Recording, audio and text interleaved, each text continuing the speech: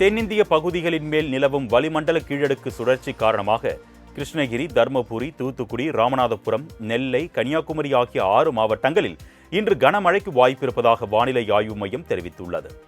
மேலும் நாளை முதல் வரும் 9ஆம் தேதி வரை தென் மற்றும் வட தமிழகம், புதுச்சேரி மற்றும் காரைக்காலில் இடி மின்னலுடன் கூடிய லேசானது முதல் மிதமான மழை பெய்யக்கூடும் என்றும், மன்னார் வளைகுடா மற்றும் குமரிக்கடல் பகுதிகளில் சூறாவளி காற்று இடையிடையே 55 கிலோமீட்டர் வேகத்திலும் வீசும் என்பதால் மீனவர்கள் இந்த பகுதிகளுக்கு செல்ல வேண்டாம் என்றும் அறிவுறுத்தப்பட்டுள்ளனர்.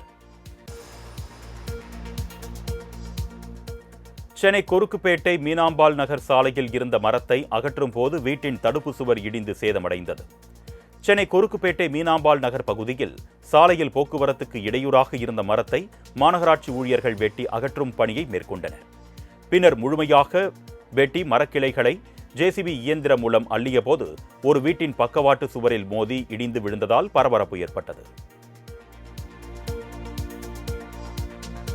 சென்னையில் பெய்த தொடர் மழை காரணமாக 3 தரைப்பாலங்கள் தண்ணீரில் மூழ்கிய நிலையில் அந்த பகுதிகளில் போக்குவரத்துக்கு தடை விதிக்கப்பட்டுள்ளது. டிட்வா புயல் காரணமாக சென்னையில் பல்வேறு பகுதிகளில் பலத்த காற்றுடன் மழை பெய்து வருகிறது. இதன் காரணமாக கூவமாற்றில் வெள்ளப்பெருக்கு ஏற்பட்ட நிலையில் மதுரவாயல், அடையாளம்பட்டு தரைப்பாலம், நொளம்பூர் மற்றும் கோயம்பேடு, பாடிக்குப்பம் ஆகிய தரைப்பாலங்கள் தண்ணீரில் மூழ்கின.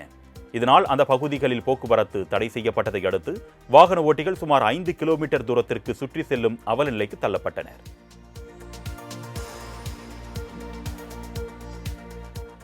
சென்னையை அடுத்த ஒட்டியம்பாக்கம் அரசன் கழனி பகுதியில் இருந்து காரணை செல்லும் பிரதான சாலையின் இருபுறமும் மழைநீர் குளம் போல் தேங்கியுள்ளது. சாலையில் தேங்கியுள்ள மழைநீர் வெளியேற வழியில்லாமல் கடந்த 3 நாட்களாகவே குளம் போல தேங்கியுள்ள நிலையில் அந்த வழியாக செல்லும் வாகன ஓட்டிகள் கடுமையான அவதிக்குள்ளாகி வருகின்றனர். இதுகுறித்து செங்கல்பட்டு மாவட்ட நிர்வாகம் உரிய நடவடிக்கை மேற்கொள்ள வாகன ஓட்டிகளும் அப்பகுதி மக்களும் கோரிக்கை வைத்துள்ளனர்.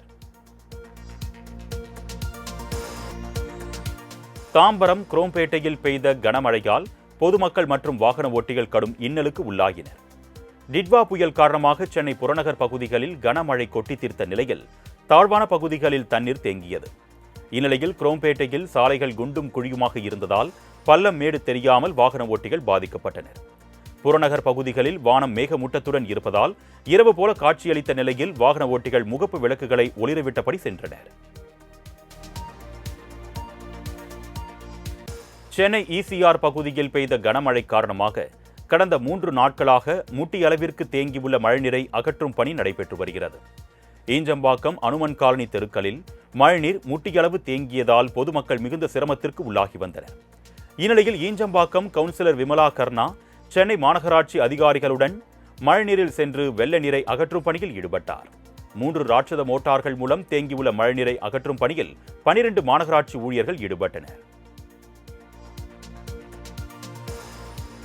செங்கல்பட்டில் உள்ள 528 ஏரிகள் 100% முழு கொள்ளளவை எட்டியிருப்பதால் போலீசார் பாதுகாப்பு பணியில் ஈடுபட வேண்டும் என்ற கோரிக்கை எழுந்துள்ளது.